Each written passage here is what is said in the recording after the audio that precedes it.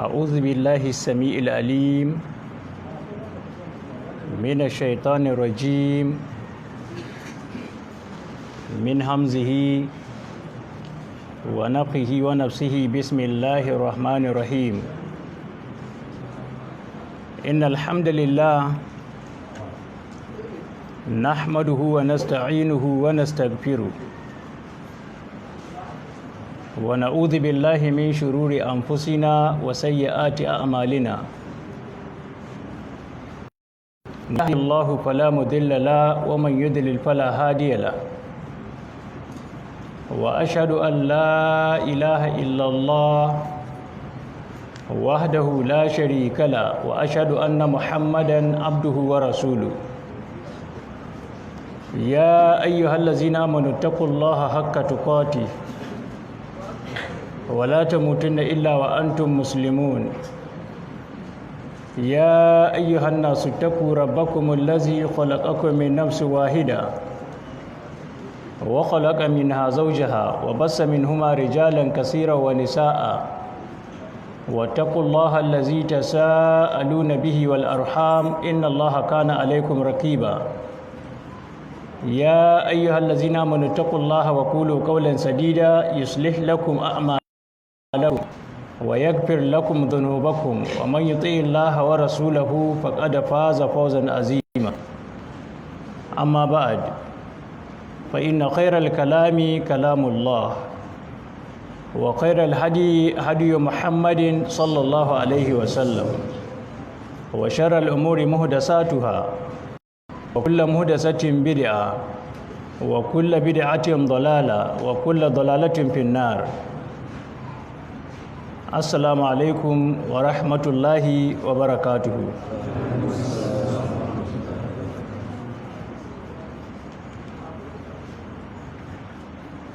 Yau Litinin 7 ga watan Ramadan,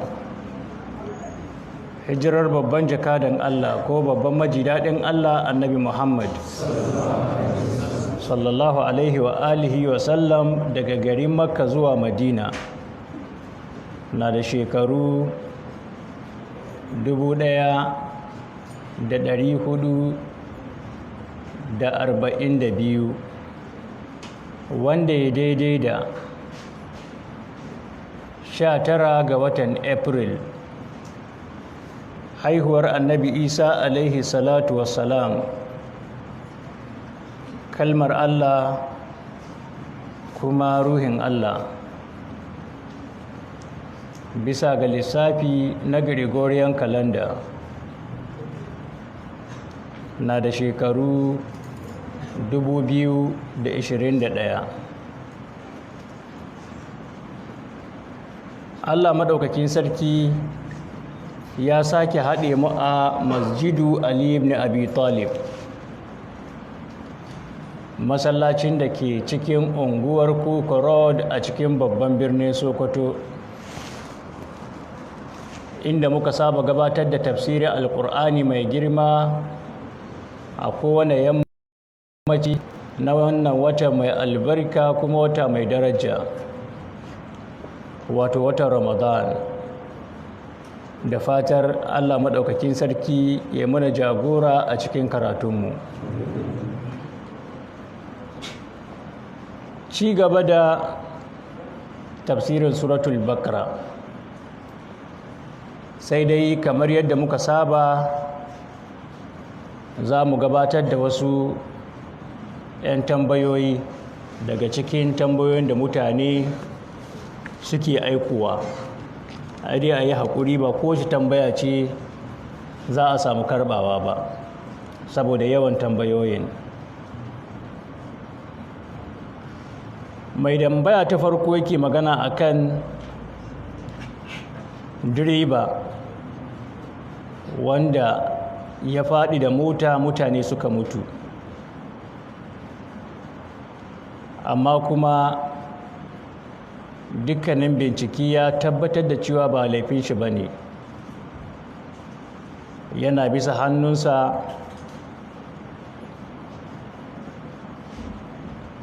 sai dabba ta gitta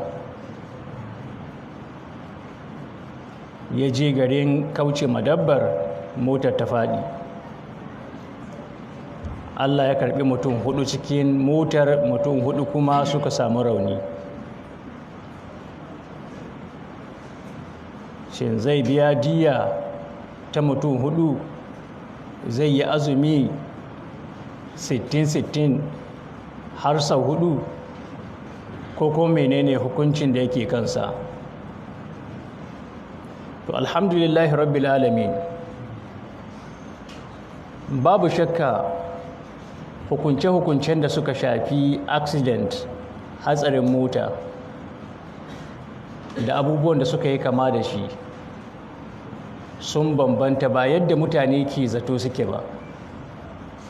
Akwai lokacin da laifin yake faduwa kan direba, ya zan ya ɗauki lodi mai yawa, mutanen da suka fi ƙarfin mota, ko kuma yana mugun gudu, ko kuma ya sha giya, ko ya sha wani abu mai sa maye, ko ya sha magani mai sa bacci, ko kuma yana waya, ko kuma yana shan rake, ko wani abu mai kama da haka. Sai Allah maɗaukakin sarki ya kawo ƙaddara ta accident. Kun ga anan laifin direba ne ko? Ko ma har ya kasance motar ba ta da lafiya, ƙila tayoyinta suna da matsala, sai ya kasance wannan ya zama dalilin mutuwar mutane. To idan haka ta faru zai yi ma kowa azumi, kuma idan waɗanda aka kashe suna da buƙatar diya zai biya diya. Da haka kun ga diyar mutum 4, sa'an nan ga azumi ko? Idan ko ya kasance bai da hannu ciki, bai mugun gudu, bai aikata ɗaya daga cikin abubuwan da muka ambata ba, yana tafi bisa ga hannun shi, wani abu na ƙaddara ya zo ya kawo sanadiyar mutuwar mutane, aka yi accident, mutane suka mutu, to wannan direban babu abin da yake kan shi, ba wai azumi 60 ba, ko da ya waye gari zuwa azhar bai ci abinci ba, Allah bai azami shi ba, ko azumi ɗaya Allah bai azami shi ba, ko babu diya a kai shi. An gane? Don haka ba ko yaushe azumma ke hawan direba ba, ba ko yaushe ba ne. Yaro ne ya rugo da gudu, mota na tafiya kawai ya farmata ya faɗi ya mutu, direba na tafiya daidai yadda ya kamata, aka zo ana rikici, ba laifin direba, direba bai da laifi. An fahimci wannan? Haka ma idan ya kasance laifin rabi da rabi ne, ƙila an samu accident, amma wannan na da nashi ganganci, wannan na da nashi ganganci, motoci suka buga, sai zan cikin mota ɗaya aka mutu ko cikin ɗayan motar ba a mutu ba. To idan misali mutum 2 suka mutu cikin mota ɗaya, tunda kowane direba na da nashi contribution, ƙila wannan yana mugun gudu, wannan ya yi overload, ko kuma yana waya, kunga sun zo sun buga, to abinda zai faru, kowannensu zai yi azumi na mutum 2, ba wai raba musu azumin za a yi kai ya rabi wancan ya rabi ba, kowannensu zai yi diya, zai yi azumi na mutum 2. An gane? In mutum 10 suka mutu, kowannensu zai yi ma mutum 10 azumi. Rayuwar ɗan adam ga shari'ar musulunci abu ce mai matuƙar girma, abu ce mai matuƙar daraja, don haka ba a wasa da ita. Akwai in ma hukuncin da gangan suka kashe mutum 10 su taru su kashe mutum 1 da gangan, su 10 kashe su za a yi a matsayin mutum 1. An gane wannan? Allah maɗaukakin sarki ya taimake mu. Tambaya ta biyu game da nas a asibiti ta yi kuren magani da aka ce a ba marar lafiya, ga yawan maganin da likita ya ce a bashi, sai ta bashi maganin da ya zarce haka. wanda wannan ya yi sanadiyar ya yi ta bacci har kwana 2 bai tashi ba, daga ƙarshe Allah maɗaukakin sarki ya karɓi rai shi. Shin menene a kanta? Alhamdulillah, malamai suna da ƙa'ida wadda suka ciranto daga hadisan annabi sallallahu alaihi wa alihi wa sallam. Idan ma'aikacin lafiya ƙwararre ne wanda ya karatu ya ƙware, aka zo ya kiyaye dukkanin ƙa'idodi, mutuwa ko na ƙasa ta shigo, to a wannan lokacin ba laifi a kan shi. A wannan lokacin ba laifi a kan shi. Amma idan ya kasance bai ƙware ba gwani ba ne, bai ƙware ba, ya zo ya ba da magani aka mutu, ta hukunci na kai ne. Wannan lokacin zai ɗauki hukunci wanda ya kisan kai. An fahimci wannan? To sai dai shi ma kan shi ƙwararre ɗin akwai tafsiri, ba haka magana take sake ba. Akwai fatawa ta kwamitin lajina ad-da'ima, sannan Allamatul Jazira bin Baz a cikin majmu'u fatawa nashi, shi ma ai mishi irin waɗannan tambayoyin, duka sun ba da ansa. Magana tabbatacciya ita ce, idan likitan ko nas ɗin ko ma'aikacin lafiya ya kasance ya yi wani sakaci, ya yi wani kuskure bisa ga sakaci, ya ba da maganin da ba shi ya kamata ya bayar ba, ko ya kauce ƙa'ida wadda aka sani ta magani, wadda masana magani su za su zauna su yi analysis, su zauna su bincika su gani, to wajen ba da wannan maganin ba a bi ƙa'idodin da ya kamata a bi ba. An gane wannan? To a wannan lokacin likitan zai ɗauki hukunci wanda ya kisa na kuskure. Ba a kashe shi, amma zai biya diya kuma ya yi azumi. An fahimci wannan? Zai biya diya, ya yanta baiwa, ya bai da baiwa ya yi azumi 60. Kuma yanzu da ba bayi, hukunci ya kuma azumi 60 kenan ko? Kuma jere da juna babu yankewa.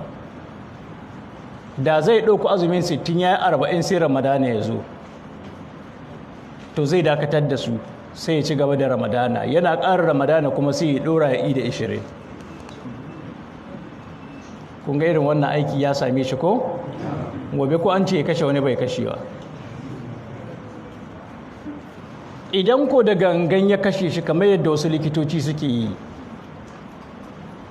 a ƙasashe daban-daban an samu wannan, kuma a ƙasarmu ma akwai irin wannan, inda likita saboda bambancin addini ko saboda bambancin wani abu na duniya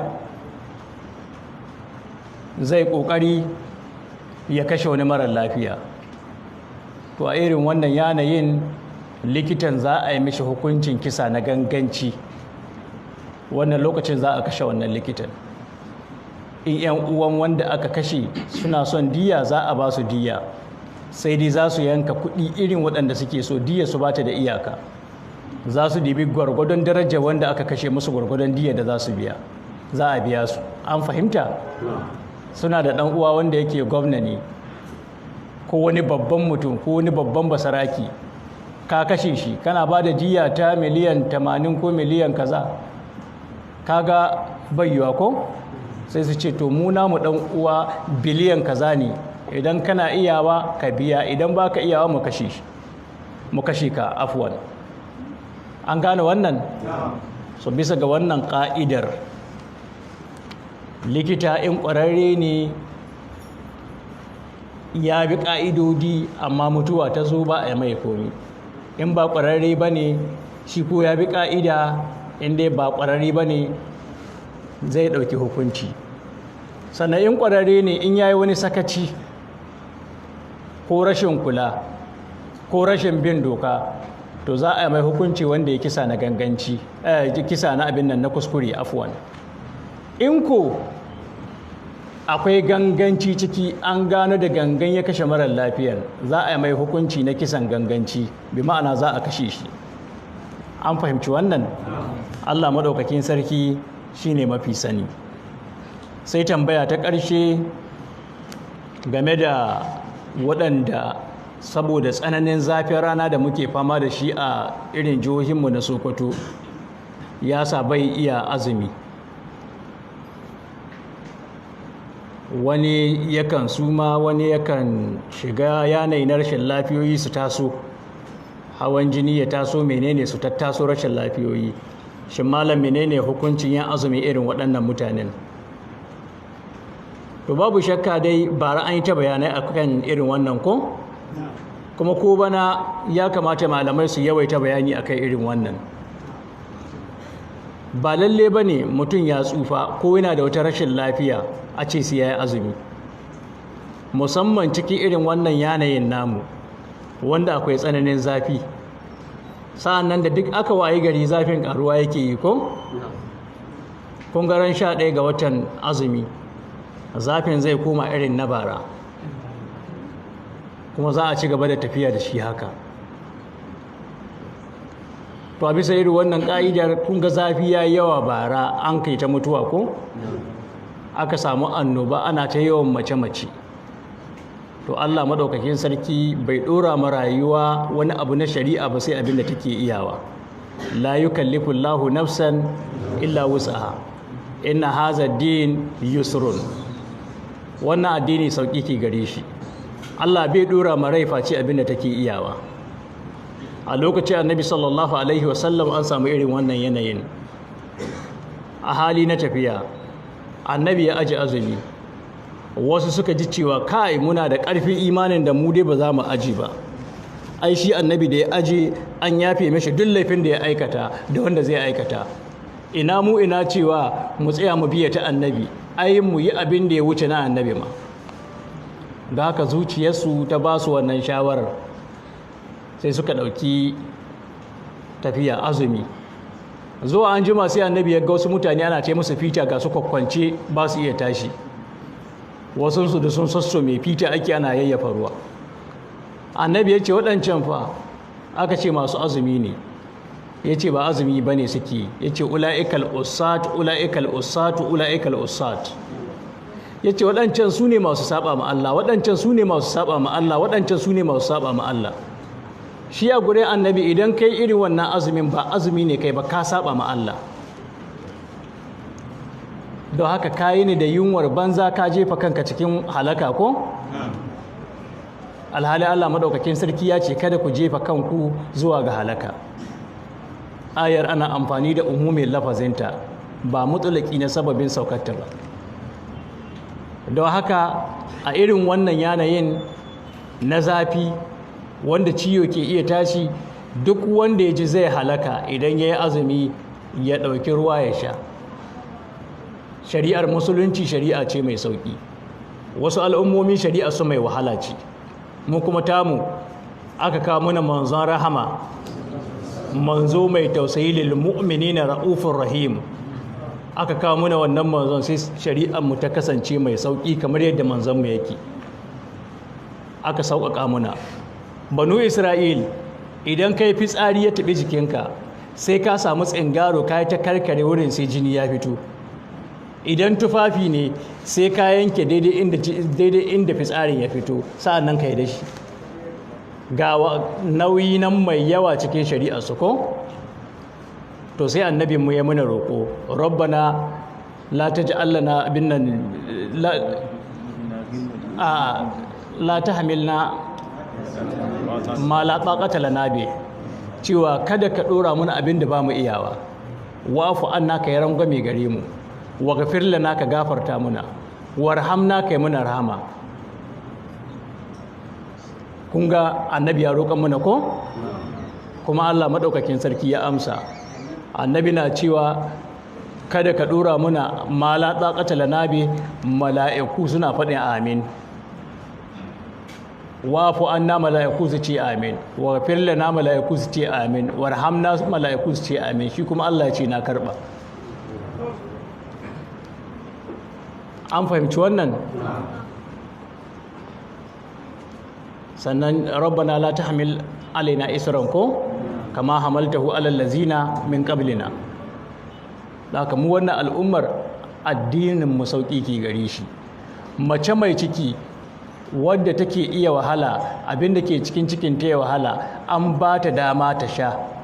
Wa alal ladzina yutiqunahu fidyatun ta'amu miskina, a ciyar da miskini kuro.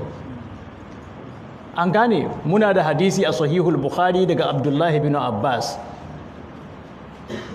Shanda wannan ayar ta game har kowa ko kai ka ji kawai azumi ya bugi ka kana iya ka sha ruwa.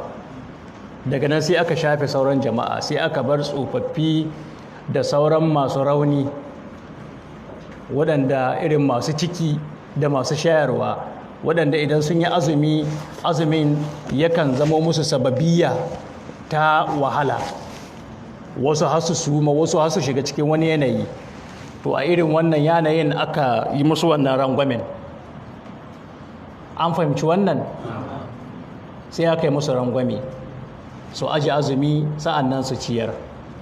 To a irin wannan duka masu irin wannan matsalar su aji su ciyar, wanda yake zai wahala ya nakasa ya samu matsala ya aji ya ciyar.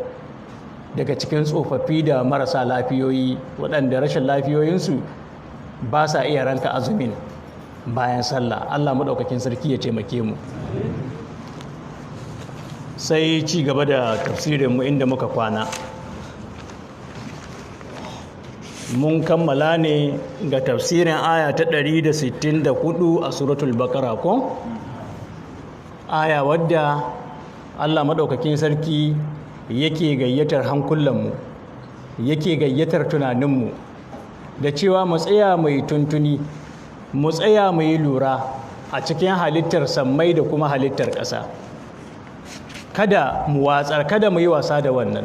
Mu tsaya mai tuntuni cikin halittar sammai da ƙasa, cikin sassaɓawa dare da yini, jirgin ruwa da yake ɗaukar kaya masu lodi cikin ruwa ya zazzagaye duniya da su, ruwan sama da ake saukarwa a rayar da ƙasa da su bayan ƙasar ta mutu, da kuma yadda Allah ya watsa dabbobi ko ina a cikin duniya, ga dabbobi dan daban-daban, halittu daban-daban, sa'annan ga giragizai waɗanda suke cikin sama babu wanda yake rike da su, sa'annan ga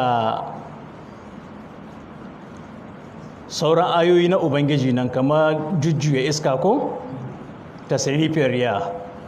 Allah ya ce la'ayatin, cikin waɗannan abubuwan da aka ambata akwai ayoyi, ba aya ɗaya ba. Ayat jam'i ne na ayatun. La'ayatin, akwai ayoyi cikin waɗannan abubuwan waɗanda suke nuna tabbas Allah shi ke da halittu, ko babu wanda ya cancanta a bauta maface shi. Amma liƙaumin ya aƙilun, ga mutane waɗanda suke hankalta, waɗanda suke da hankali, su kaɗai ke iya tatsar ayoyi cikin wannan. Waɗanda Allah bai ba wannan arzikin ba, ba su iya su gane ayoyin ba, suna nan suna rayuwa. Wani babban likita ne, ƙwararre profesa, amma bai gane ba, yana ce na faɗin babu Allah. Shi ɗan Darwinism ne, yana nan biye da aƙida ta Darwins. Akwai miliyoyin mutane masu ilimi na duniya, amma kuma Allah bai albarkace su da samun wannan rahama ta lura da waɗannan abubuwan a gane cewa lalle akwai Allah ba. Wata muƙabala da aka yi tsakanin wani atheist wanda bai yarda da Allah ba da wani mai imani, ya ce to kaga ga akwai Marsandi mota, akwai Peugeot, ga motoci nan daban-daban, Toyota, Honda, ga Mazda, ga Ford, gami da sauransu. Ya ce waɗannan motoci alamomi ne na mi, alamomi ne na cewa akwai kamfaninsu ko? Idan ka ga Marsandi ya nuna akwai kamfanin Marsandi. Idan ka ga Honda, yana yiwuwa ka ga mota Honda na yawo a ce duniya ba kamfanin Honda, dole akwai kamfanin Honda ko? To in ka ga ɗan Adam na yawo ko kaga dabbobi suna yawo to alama ta cewa akwai mahallicinsu, ko ba haka yake ba? Ya ce don haka in kai amfani da waɗannan alamomin za ka gane cewa akwai Allah. Wannan scientist ɗin atheist ya ce shi bai yadda ba har yau, bai yi da gamsuwa ba, saboda shi bai taɓa ganin Allah nan ba. Ya ce mai to kana da hankali? Ya ce ka taɓa ganin hankalin? Bai taɓa gani ba. Kun ga labari ya ƙare ko? Sa'ana ya ce mai scientifically akwai atom. Ka taɓa ganin atom? Ya ce bai taɓa ganin atom ba, amma ai kuma akwai alamomin da ke nuna akwai atom, saboda idan ka ga elements are made of atoms, compounds are made of elements, sannan mu ga yana dai ta kawo abubuwa waɗanda suke daban-daban. An fahimci wannan? Yana ta kawo abubuwa waɗanda suke daban-daban masu nuna cewa akwai atom. Ya ce to ai in kaga duniya, kaga rana, kaga wata, su ma alamomi ne na akwai Allah. Yadda element yake alamar akwai atom, haka ma rana da wata da taurari da duniya, ga giragizai nan, ga ƙasa nan, ga manya-manyan duwar wasu da sauran halittu, su ma alamomi ne na akwai Allah. Nan dai muƙabala ta ƙare, ƙarshenta wannan atheist ɗin wanda bai da addini, bai yadda da akwai Allah ba, yana ganin komina na ya zo by nature, sai gashi ya kunyata. Wanda ya gaskata Allah, ya yadda da Allah, sai gashi yana mai samun nasara. Wanda na daga cikin misalan da ya buga mai cewa yau ka zo ka isko birni, wannan birnin ga gidaje kwatas-kwatas an yi a ciki, ga hanyar motoci, har da flyover, ga hanyoyin jirgin ƙasa, sa'annan can ga kuma ruwa an jawo cikin garin, ga jiragen ruwa na an aje, sa'annan wannan birnin ga ofisoshi nan, ga hotels nan, ga makarantun ne nan. Wannan gari yana kunshe da wuraren hutawa, ga wuraren kwallo nan, ga wuraren shakatawa nan, ga wuraren mega kasuwanni, ga plaza ga komi, ka isko shi a ce babu wanda ya shi ya kai ne. Yana yiwa ce bai yiwa.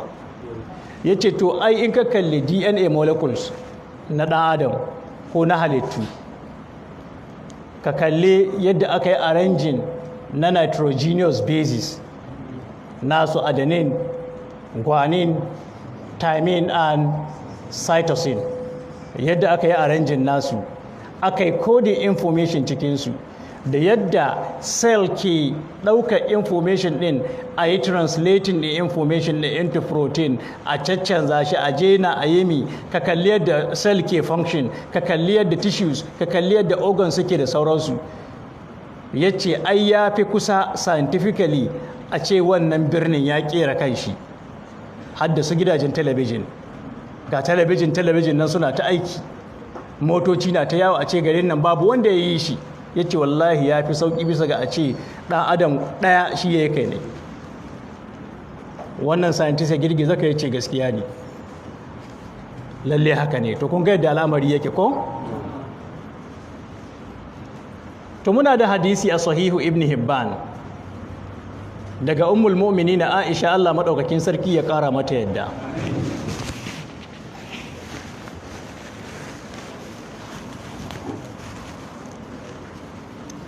Ummul mu'minin Aisha take cewa wailun, manzo Allah sallallahu alaihi wasallam ya ce wailun liman qara'a hazihi al-aya, bani ya tabbata ga wanda ya karanta wannan ayar, famajja biha, amma yayi watsi da ita, ai lam yatafakkar wa lam ya'tabir biha, wanda yayi watsar da wannan ayar, bai tsaya yayi tafakkuri, yayi lura a cikin abin da take karantarwa ba, karantawa kawai ya wuce. Don shi ne na tsawaita a cikin tafsirin wannan ayar, na fitar muna abubuwa da dama waɗanda in mutum ya tsaya ya lura da su, lallai zai ƙaru da yawa, kuma zai samu magani ga musiba ta zamani. Da mai zamani ne wanda ake fisge addinin Allah daga bakunan mutane, ana mayar da su cikin abin da yake aka sai haka. maimakin ma in an cire ka daga musulunci a saka wani addini sai a saka cikin masu iddiyayen cewa babu Allah kwata-kwata. Akwai waɗanda aka yi haya suna nan suna aikata aikin haka. Kwanakin nan cikin tafsirin mu insha Allah za mu zo kansu. Aikin da suke yi kenan, wanda wannan aikin da suke yayi nasu ya kawo har ƙasar Hausa. Yau ga nan ga social media za ka ga yara dubbai ga sunan samari an cusa musu aƙidu zagin ɗan fodiyo ma suke yi.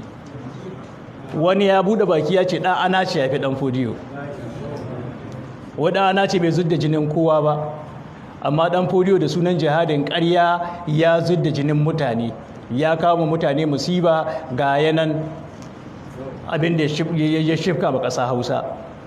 Kaza kara itace. Akwai wani profesa da naji ana fira da shi ma zagin ɗan fodiyon yake yi.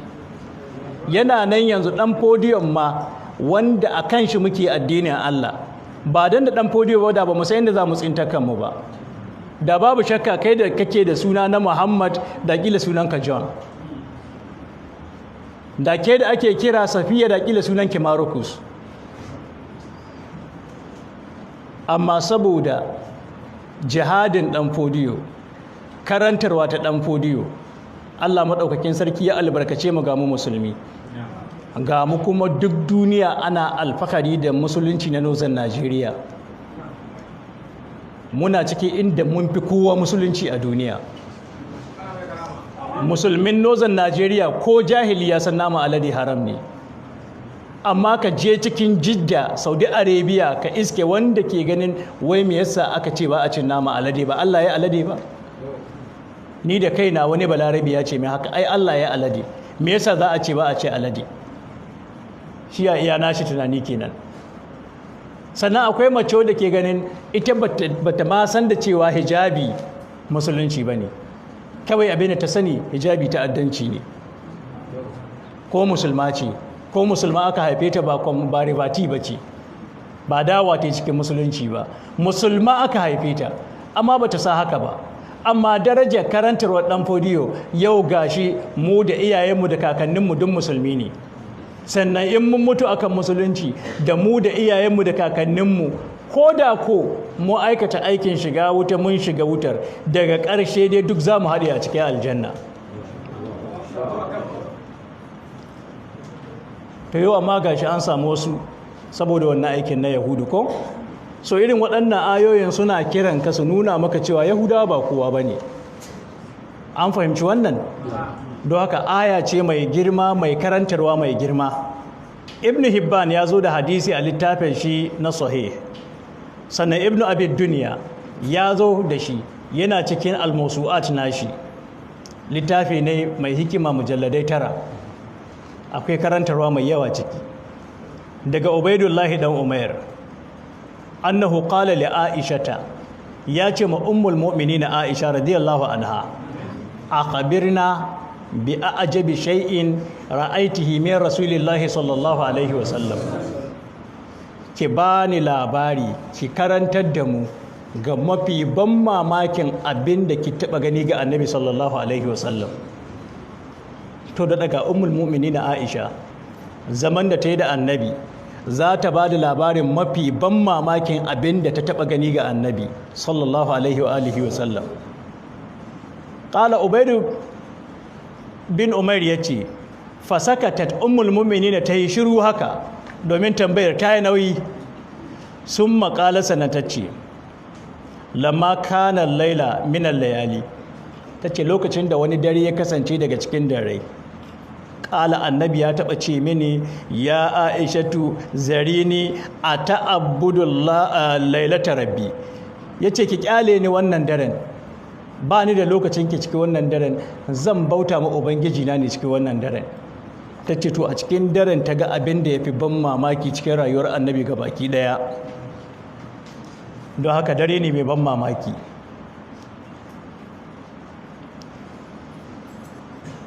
Ta ce ƙultu sai na ce wallahi inni uhibbu qurbaka wa uhibbu ma yasurruka. Ta ce ya rasulullahi, wallahi na kasance ina tsananin son kusanci da kai, kuma ina son abin da ke faranta maka rai. gashi dai ina so in ganni kullun tare da kai, sannan kuma gashi ina so in ga farin cikinka. Don haka na san farin cikinka shine ka tashi ka yi bautan nan da kace za ka yi. Ni kunawa farin ciki in ganka kusa gare ni, to farin cikinka ya fi farin ciki na. Don haka ka je ka aikata abin da kake so ka aikata ya Rasulallah.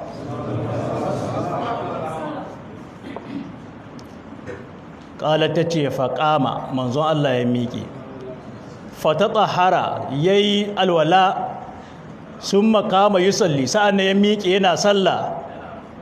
Ƙalar ta ce falam ya zaliya biki, manzon Allah bai gushe yana kuka ba, hatta balla hijirahu, har sai da manzon Allah ya jiƙe ƙirjin shi ga baki ɗaya saboda kukan da yake yi. Ƙalar ta ce wa kana jalisan, haka ma lokacin da ya kasance zaune, falam ya zal yabki, bai gushe ba yana ta kuka, hatta balla lihiyatahu, har sai da ya jika gemun shi. Qalat tace summa baka, sannan manzon Allah yayi ta kuka hatta ballal arda, har sai da ya jike ƙasa. Tace wannan kukan na Annabi sallallahu alaihi wasallam, da yanda na ga yanayin Annabi na cikin damuwa kuka yake ta yi. Wannan kukan na Annabi shine mafi ban mamakin abin da na taba gani cikin rayuwar Annabi, irin yadda na ga Annabi na kuka. Kai ba sahabi ba ne, su sahabbai kuka Annabi gare su ba ƙaramin abu ba ne. Uwa ta sa abin da take ji idan aka ce ga ɗanta na kuka ko?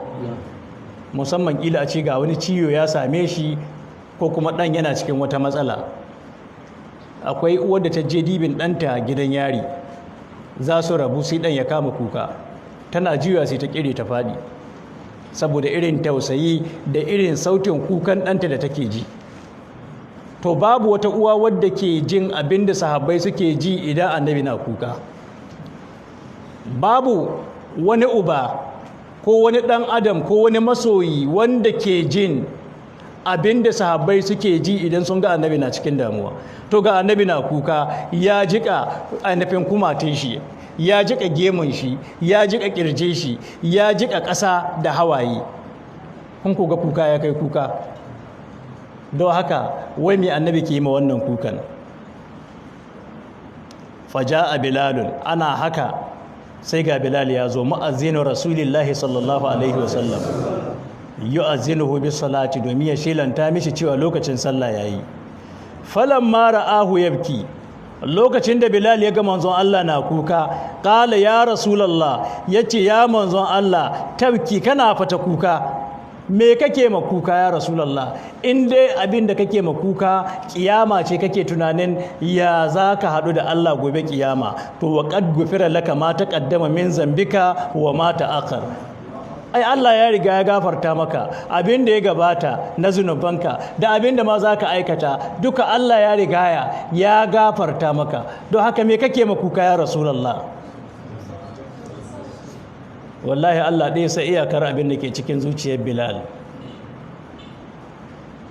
Yana cikin tashin hankali, gashi a cikin dare lokacin asuba.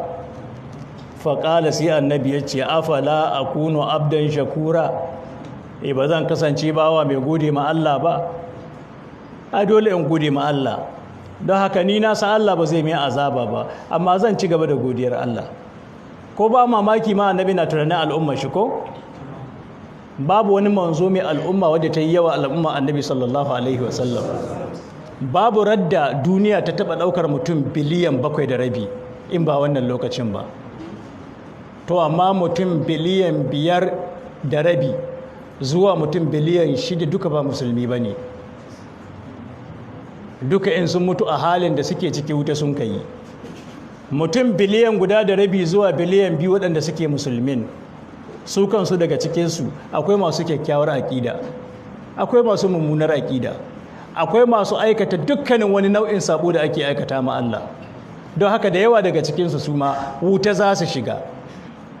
Shi ko Annabi mai tsananin tausayi ne ga al'ummar shi. Na taɓa karanta mana hadisi sahihu Muslim.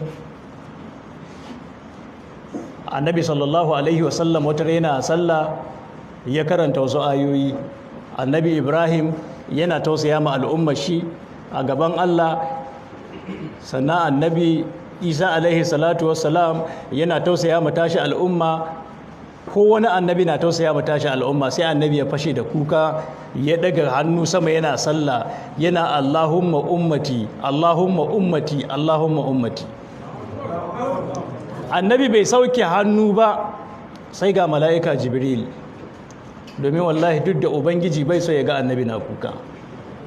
Hawayen annabi abu na masu girma a wurin ubangiji, don haka sai ga mala'ika Jibril ya sauko, ya Muhammad me yasa ka kuka? Allah ya ce a tambaye ka, alhalin Allah shine mafi sani. Ya ce al'ummata al'ummata, ya ce to Allah ya ce a faɗa maka gobe kiyama zai sa al'ummar ka cikin aljanna har sai ka ce ya isa ya isa.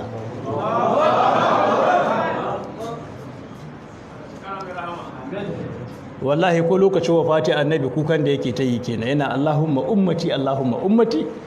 Shi annabi tausayi al'umma yake, saboda ya san irin bala'in da Allah ya tanada na yinin kiyama. Tun daga kabari ya san bala'in da ke ciki, har zuwa yinin kiyama ya san bala'in da ke ciki. Don haka annabi sallallahu alaihi wasallam ya kasance yana mai tsananin tausayi ga al'umma, har yake cewa lau alimtum ma alimtu ladahiktum qalilan wa labakaitum kathira. Yace kada ku yi mamaki, da kun san abin da na sani, da kun ga abin da na gani na azabar Allah, tunda an gwada mishi wuta, ya ga nau'in azaba ta Allah, ya sa abin da ba mu sani ba. Yace da kun san abin da na sani, yace da kun yi dariya kalila a duniya, da kun yi kuka mai yawa. To ba mamaki kukan ne yake mai yawa ko?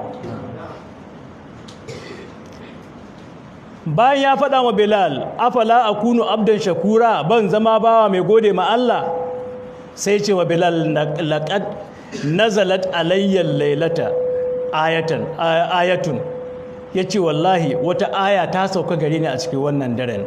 Laqad nazalat alayya layla ayatun, wata aya ta sauka gare ni a cikin wannan daren. Wailun liman qara'aha, bani ya tabbata ga wanda ya karanta ta, walam ya tafakkar fiha, amma bai yi tafakkuri a cikin ta ba. Wata aya ta sauka gare ni, bani ya tabbata ga wanda ya karanta ta, amma bai tsaya yayi tuntuni, yayi lissafi, yayi tafakkuri a cikin ta ba. Inna fi khalqis samawati wal ardi, annabi ya karanta wannan ayar, la haula wala quwwata illa billah. Ashe sha'anin ayar mai girma ne ko? Da dukkanin ayoyin da suka yi kama da ita a cikin alkur'ani, a duk lokacin da ka kawo gare su to ka tsaya ka yi tuntuni, ka tsaya ka yi lura. Kuma wannan shine maganin a tafi da imaninka, a raba ka da addinin Allah. Zamani ne wanda muke ciki, annabi ya riga ya yi muna baki, ya faɗar muna abin da zai faru a cikin wannan zamanin.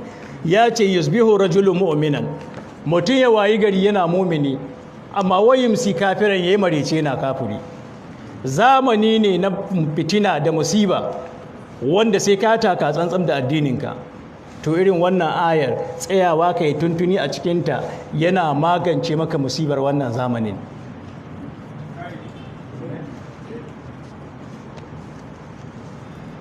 Zamani ne na science and technology, wanda ake mana amfani da kimiyya a nuna mana girman ba Yahude ko? Ya kasance yau ba wanda ake so tamkar ba Yahude. Haka ne ko ba haka ba? Ba Yahude da wanda yake bisa ga addini na Yahudawa, waɗannan su ne mutanen da aka fi so. Waɗanne mutane ne suka fi followers? Waɗanne mutane ne suka fi mabiya, aka fi so, aka fi tattaunawa, aka fi ƙauna da bege a cikin duniya?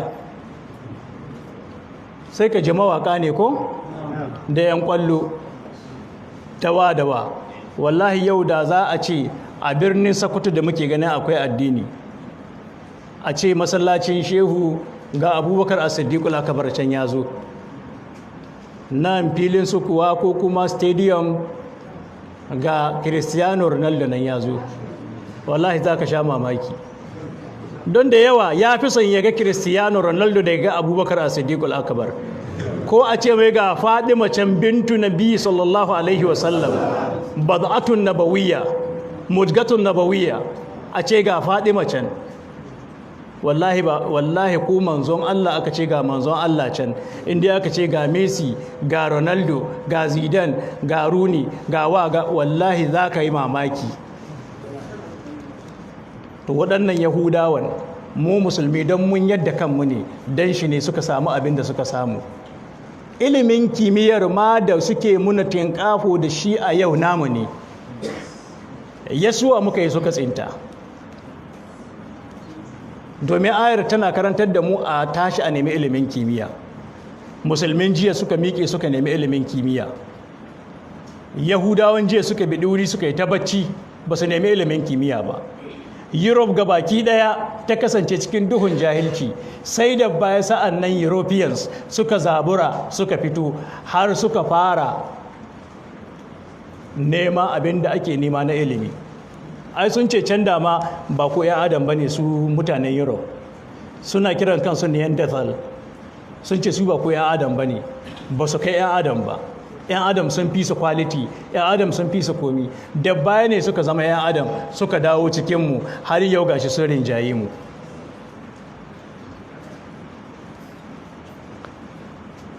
Akwai wani philosopher kuma scientist da ake kira Tommy Hibbs, wanda ya bude baki ya ce sadda musulmi suka rungumi kimiyya, suka faɗaɗar da kimiyya, suka kambamar da kimiyya, ya ce Europe na can cikin eclipse of knowledge, suna can cikin jahiliya, ba su san komai ba. Yanzu ga masu kyamara gabanmu suna ɗauka ko? Ga Malam Nasiru yana ɗauka, sannan ga mai kyamara ɗaya ne yana ɗauka shi ma, namunta sunan shi Abdulaziz, sannan ga wannan Malam Muhammad Murtala Tufa shi ma gashi yana ɗauka ko? Kyamarar nan sai ka ce Yahuda suka yi ta, wanda ya fara yin kyamara a duniya musulmi ne, makarancin physics kuma injiniya na musulmi sama ga shekara 900 da suka wuce, shi ya fara yin pinhole kyamara. Wannan mutum ana kira ne Ibn al-Haytham, shi ya fara yin pinhole kyamara, ya yi amfani da ilimi na light, ya gwaji light ga yadda take yi, ta biyo nan ga yadda ake ɗan adam yana gani da light, har ya gano yadda ake. Yana cikin garin Egypt, ya zo sarki ya gayyace shi domin a gina wata gada ta hana ambaliyar ruwa. Ya zo aka kai shi gidan yari, ana tsare da shi, ta window ya ga haske ya ɗan bullo ya shigo cikin ɗaki, da wannan hasken ya tsaya ya calculation nan ya fara wannan kimiyyar. Ba a jima ba sai gashi ya fitar da pinhole camera, wadda duk wani mai kyamara a duniya, mai ɗaukar kyamara ko injiniyan kyamara, iyalan Ibn al-Haytham ne, musulmi ne. Don haka su sun kwasa sun ci gaba ne kurum. Jirgin sama da ke ɗaukar mutane, wa ya fara tunanin jirgin sama kuma ya fara ƙira jirgin sama? Musulmi ne. Yau shekara 1150 da suka wuce, lokacin Europe completely tana cikin complete eclipse of knowledge, suna cikin jahilci, suna cikin dark age, ana cikin golden age of Islam. Aka samu astronomer and engineer wanda ake kira Abbas bin Fimas, ya fara yin parachute a Kurɗaba cikin Spain, ya taka ya hau har saman minaran masallaci, ya tumanyo ya faɗo ya jimu. Yana ɗan shekara 70 ya sake yin wata, sai gashi yana yawo cikin iska, ya ce nan gaba ɗan adam zai kwaikwayo na, zai yawo a cikin iska. Yau ga ɗan adam na yawo cikin iska. Don haka wanda duk ke aikin jirgin sama, duk masu ilimin aerodynamics, iyalan wane? Iyalan Abbas bin Fimas ne. Ta ɗayan ɓangaren kuma ya ɗauki duwar wasu, ya yi amfani da knowledge of chemistry, ya mai da dutse ya koma glass. Shi ya fara a faɗin duniya kaf a ɗauki dutse a mai da shi ya koma glass, wanda wani ɓangare ne na industrial chemistry, harkan production na wasu abubuwa na yau da kullum. Kunga duk wanda ke shiga jirgin sama iyalan Abbas bin Fimas ne. Haka ma in ka koma field na chemistry, za ka samu Jabir bin Hayyan sama ga shekara 2000 da suka wuce ya zo from organic source ya industrial preparation of ammonium chloride NH4Cl, sannan ya samar da tetraoxosulfuric acid, sannan da mercury oxide da trioxonitrate 5 acid da kuma hydrochloric acid, sannan kuma ya samar da hanya ta distillation wadda ake samar da distilled water, wadda ake distillation a samar da abubuwa da dama, wadda distillation din shine aka ci gaba har ya kai ga aka samu yadda ake tatu man hetur a duniya. Jabir bin Hayyan sun yi amfani da wannan ayar da ire-irenta a cikin Ƙur'ani sun gina sun tafi. Mu kuma a yau mun watsar, Yahudawa sun tsinta sun fassari a cikin harshensu kuma sun zo suna muna alfahari da shi, alhalin aikin kakanninmu ne cikin musulunci. Akwai scientist chemist wanda ake kira Abubakar Muhammad bin Zakariya Razi, wanda shi ya fara petroleum distillation, shi ya fara a tace crude oil. Mutanen China suna yi, amma dai a mayar da shi ya koma in modern way sama ga shekara 2000 da suka wuce shi ya yi wannan aikin. Ya samar da hanya ta fractional distillation wadda za a tace fetur a fitar da hydrocarbons waɗanda suke masu lower carbon chain, sannan a fitar da waɗanda adda higher carbon chain ko a tafi tun daga su natural gas a fitar har a kai ga fitar da irin su petrol har a kai ga fitar da kerosene, har a kai ga irin su diesel, har a kai ga irin su vitamin, duka a fitar da su. Shi yayi wannan aikin shekara ta 925 bayan haihuwar Annabi Isa alaihi salatu wassalam. Yanzu muna shekara ta 2021, kun ga kusan shekara 1096 kenan da sun ka wuce. Akwai Ammar bin Ali al-Mausuli, wanda fa shi a lokacin shi kusan shekara 2000 da suka wuce fiɗa ya kai. Sojiyon ne, ya feɗa mutum, ya cire ciyo, ya kuma ɗinki, sannan yana kwantar da mutane ga rashin lafiyoyi daban-daban. In kai jin ka kai likitanci kake, in kai likitanci kamar me kana kai sirinji? In kai likitanci na ƙarewar likitanci ka kai consultant, ko consultant ɗin ka je har ka kai duk inda ilimin likitanci ka ƙariya ba a dace maka sirinji ko? To shi ya fara yin sirinji a duniya. Don haka duk wanda aka yi ma allura to jika Abubakar Muhammad jikan Ammar bin Ali al-Mausuli ne. Sannan akwai Abubakar Muhammad bin al-Hassan al-Karji. In kuma kai malamin mathematics ne, ka san Pascal triangle ko? Ka san binomial expansion. To wannan Pascal triangle shi ya fara yin shi. Daga baya Blaise Pascal ya sace, French mathematician ya sace, ya zo ya yi, sai aka yi attributin abin gare shi, aka ce ai na Pascal ne, amma ba nashi ba ne, ƙarya ce. Wanda ya fara yin Pascal triangle musulmi ne, Abubakar Muhammad bin al-Hassan al-Karji. 1 1 2 1 1 3 3 1 ko 1 4 6 4 1 1 5 10 na menene mun san Pascal triangle ai, wanda table of coefficient of expansion of binomials. So shi ya fara yin shi. Musulmi ya fara yin algebra, wanda wannan algebra shi ya canza mathematics gaba ɗai. Duk kimiyyar yau wadda ake fama da ita da mathematics aka yi ta. Sannan wanda ya canza ilimin mathematics gaba ɗai musulmi ne. Ya yi littafi kara aljabar wal muqabala, daga aljabar din na addition fasara ta addition. Daga na aka samu algebra, daga algebra na aka samu mathematics. Yau gashi har mun kai lokacin da ni ɗan abin da Allah ya sanar da ni na algebra ma yau na fito da shi hanyar rabon gado. Muna karantar da harkokin rabon gado mun zo cikin littattafai ana shan wahala. To yau da ya formula kaɗan gado in na gidan mutum 1000 ne cikin minti 5 ka raba shi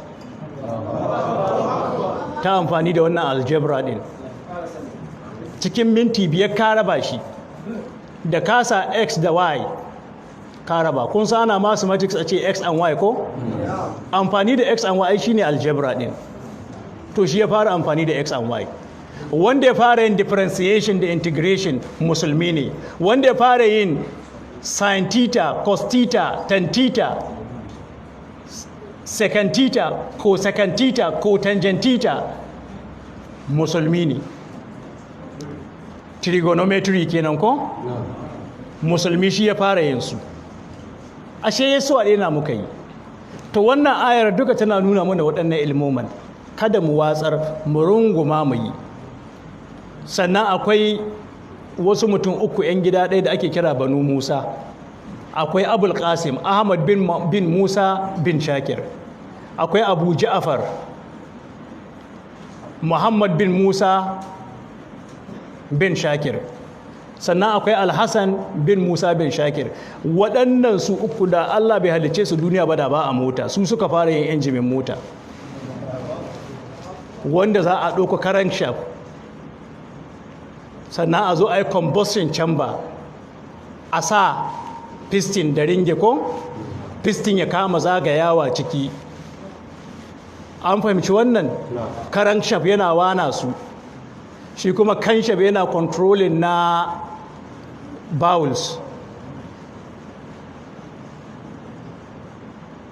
Sannan carburetor tana tsargwamai.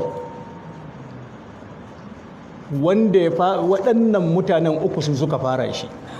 Remote control wannan wadda kake amfani da ita duk inda ka gane ta, da waɗannan control na fanka da na gulab da komi su suka fara shi a duniya.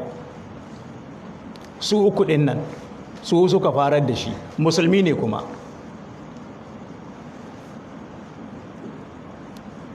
In kuma kana alfahari da ilimin geography da sauran ilmoma waɗanda suka rataye ga geography, to sai ka je ga Abu Raihan Muhammad bin Ahmad al-Birni, birnin ilimi kenan, wanda shi ma yau wafatin shi an ta sama shekara 1000, shekara 900 da kusan 71 da wafatin shi. Malamin astronomy ne, malamin mathematics ne, malamin physics ne, malamin chemistry ne, malamin medicine ne, malamin biology ne, malamin menene. Ya rubuta littattafai na science littafi 146 waɗanda duniya ta amfana da su.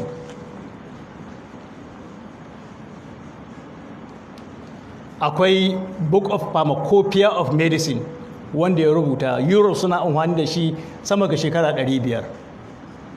Jami'o'insu sai an karantar da wannan littafin. Ta baya suka fito da nasu, amma gabanin su iya kwaikwayo ne su fito da nasu sai da aka shekara 500 ba mai daga hannu. Kuma malamin musulmi ne shi ya yi wannan. Ina ya samu wannan? Toby Hibbs ya ce duka waɗannan malaman na musulmi sun samu wannan ilimin ne asalin shi a cikin Alkur'ani. Sannan ya dawo kuma gefen duniya ya zana map ɗin duniya, ya fitar da Europe, ya fitar da Asia, ya fitar da Africa, ya fitar da South America, ya fitar da North America, ya fitar da Australia, ya fitar da Antarctica, kowacensu gurinta, ya fitar da manya-manyan tekunan duniya irin su Pacific Ocean, irin su Indian Ocean, irin su Atlantic Ocean, duka ya fitar da su, har ma da wasu ƙananan tekuna irin seas ɗin su Red Sea, su menene, su Mediterranean Sea, duka ya fitar da su. Sannan ya yi calculation, ya fitar da radius of earth, in wannan ita ce duniya, kun ga wannan ma duka ya fitar da shi ga baki daya. Sannan in za ka huda duniya daga samanta ka kai zuwa tsakiyarta, menene tsawon tafiyar, sai da ya fitar. Ya yi amfani da formuloli na trigonometry, ya yi calculation, ya fitar da radius of earth to be 6,339.6 kilometers, wanda yau da an kai calculation na zamani ta amfani da calculator ta zamani aka samo shi 6,356.75 kilomita 17 ya yi kuri. Malamai suka ce 99.9% accuracy kenan. Don haka wasu suka fara tunanin ma da aljannu yake aiki. Sannan ya ce da za a mai da duniya fili, kana iya ka auna filin ungoku ko filin gidanka ka ce kafa kaza ne ko menene, to sai da ya auna filin duniya gaba ɗaya har teku har inda mutane suke zaune. Total circumference of earth, filin duniya gaba ɗaya sai da ya aune shi. Don haka in gidaje za ka mai da duniya gaba ɗaya har ruwa har ko'ina da ka ɗauka aunai zai baka faɗin duniya, ka san irin bulon da za ka buga da komi. Wannan malamin kimiyya ne musulmi, ina ya samu wannan?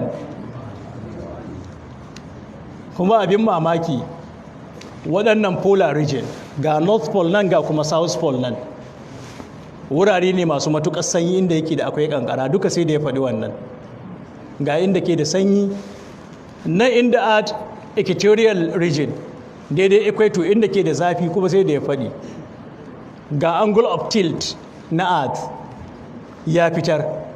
Sa'an nan saboda wannan angle of tilt aka samar da polar climate, ƙasashen da za su zauna su yi wata 6 da daddare, su yi wata 6 da rana. Wasu turar da mun ka fara ramadana mangariba aka yi har yau ba a yi isha'i ba. To duka ya fitar, duka ya san da su, ko malami ne musulmi. Yau turawan suka zo suka kwashe suka ce ilimin namu ne, har kai kake kira ne western education. Ba western education ba ne, eastern education ne. Muna muka lalace muka maishe shi western education, ya wuce west. Sa'an nan akwai Muhammad bin Musa wanda ya fitar da force of gravity, sannan ya fitar da gravitational force, ya fitar da universal law of gravitation, wanda daga baya bayan shekara 700 da wucewar Muhammad bin Musa, Newton ya tafi. Newton ya zo ya yi wannan law, ya sato shi ya kwafi, aka tara duniya aka ce ga Newton ya fito da abin ban mamakin da duniya ba a taɓa irin shi ba. Har wasu cikinsu suka ce kai Newton ma ya fi taimaka ma 'yan adam bisa ga annabi Isa. Har wasu cikin suna kallon Newton sama ga annabi Isa, saboda ya fito da wannan loto. Wannan lo din Muhammad bin Musa ya fitar da shi, musulmi ne, sannan ya rayu shekara 700 gabanin Newton, lokacin da babu microscope, lokacin da babu telescope, lokacin da babu wata na'ura ta awon komai. A wannan lokaci ya rayu, lokacin da babu dukkanin wani abu wanda ake amfani da shi a yi aune-aune. A wannan lokacin Newton ya zo, a wannan lokacin Muhammad bin Musa ya zo ya yi wannan.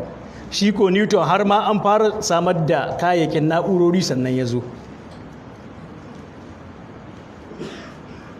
An fahimta? Akwai al-Idrisi al-Qurtubi, afuwan shi ne ya zana map ɗin duniya, sai na ɗauka sai na mika ma wancan. Wanda ya fara map ɗin duniyan afuwan shi ne Imam Idrisi al-Qurtubi, mutumin Qurtuba ne. Yau ya rayu ko kuma ya bar duniya kusan shekara 800 da wani abu da suka wuce. He produced a very accurate world map with all the continents, oceans and seas and famous cities. Manya-manyan garuruwa na duniya ma sai da yi wadda guraren da suke. Sannan akwai malamai irin su Fakhruddin Razi mai tafsir ko? Sannan akwai irin su Ibn Battuta, geographer. Ga sunan waɗanda suka yi ma musulunci aikace-aikace na science. so wannan ayar da ire-irenta suna cikin abin da suka ja hankalin waɗannan musulmin suka tashi tsaye suka yi waɗannan bincike-binciken har suka zo da waɗannan ulum. So kaga su yi tafakkuri cikin ayoyin, to kai ma idan ka karanta yi tafakkuri, yi ƙoƙari, yi bincike, sano wasu abubuwa, yi bincike, ƙara ilimi har ya zamantu ilimin daga hannun waɗanda suka ƙwace shi mun sake ƙwato abinmu.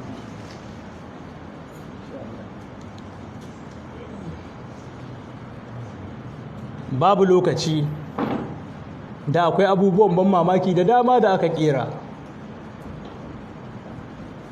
waɗanda malaman kimiyya na musulmi suka ƙera, da za mu fitar da su, da za ka sha mamaki. Kusan akwai abubuwa guda 300 da kake amfani da su yau, wallahi malaman musulmi sun ka fara yin su. Malaman musulmi suka fara yin su, abu ya kai 300 daga cikin abubuwan da kake amfani da su a yau. Microscope ne, lenses ne, menene ga sunan malaman musulmi suka fara yin su. Wanda ya fara gano akwai electromagnetic waves, har yau ka fara tunanin ka ɗauki waya ka yi amfani da ita ko ka buga intanet ko wani abu, malamin musulmi ne. Wanda ya fara coding na cewa ya yi muna wasu ayyuka, ya ce nan gaba za a samu na'urar da za ta aiki da su, ita ce kwamfuta. Ya ce za a samu na'urar da sai ta dogara ga wannan abin take aiki, su suka fara. Kai ko da mun ka iske turawa ko rubutu ba su iya ba, ko rubutu ba su iya ba. Ɗan kasuwar bature in ya yi cinikin naira 20,000 a kasuwa, in zai baka rekod sai ya cika ma exercise book yana flossing bai gama ba, saboda ba su ko da 1 2 3 na lissafi. Daga baya suka saci 1 2 3 mu suka yi, ai kun ga sun yi kama da na tura da namu. Daga baya suka sata. An fahimci wannan? Tun da zo ana gwada mini lokaci, insha Allah ta'ala a nan za mu tuki tafsirin wannan ayar. Gobe za mu shiga aya ta 165, za mu ci gaba da tafsirinmu bayan mai tafsiri 4 kenan ko duka ƙarƙashin wannan ayar, domin mu nuna girman da ke ga wannan ayar. Ina roƙon Allah maɗaukakin sarki abinda muka faɗa daidai ya ba mu ladan shi kuma ya ba mu ikon aiki da shi, abinda muka faɗa bisa ga kuskure kuma ya gafarta muna, ya kuma sanar da mu gyara, ya ba mu ikon gyarawa. Bukatocinmu ya Allah kai ne mafi sani gare su, Allah ka biya muna bukatocinmu. Allah ka san matsalolinmu, cikinmu akwai masu bukatar aikin yi, akwai masu bukatar aure, akwai masu bukatar kasuwanci, akwai masu bukatar kaza da kaza, ga bukatoci ya Allah ka biya muna bukatocinmu. Ya Allah muna fama da matsalar tsaro, Allah ka kawo mana tsaro a ƙasanmu, Allah ka kawo mana tsaro a ƙasanmu. Yan uwanmu waɗanda aka kore daga gidajensu suna cikin tashin hankali, ya Allah ka kawo musu ɗauki, ya Allah ka mayar da su gidajensu, ya Allah abinda suka rasa cikin wannan masiba Allah ka lillinka musu shi, Allah ka lillinka musu shi. Mara lafiyar mu da ke gida da asibiti, ya Allah ka ba su lafiya, masu lafiya kuma Allah ka ƙara musu lafiya, kuma ka ba mu ikon yin aiki da lafiyar mu bauta maka. Allah ka ƙara mana ilimi, ilimi mai yawa mai amfani. Allah ka ƙara mana ilimi, ilimi mai yawa mai amfani. Allah ka tsare mu daga ilimi wanda bai da amfani. Allah ka gafarta mana kurakuranmu, ka gafarta mu iyayenmu da kakanninmu.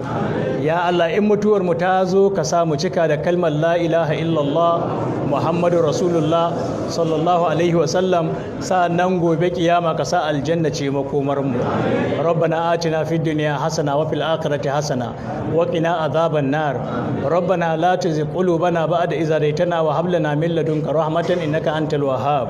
Alhamdulillahi rabbil alamin arrahmanir rahim maliki yawmiddin iyyaka na'budu wa iyyaka nasta'in ihdinas siratal mustaqim siratal ladzina an'amta alaihim ghairil maghdubi alaihim waladdallin. Subhana rabbika rabbil izzati amma yasifun wa salamun alal mursalin walhamdulillahi rabbil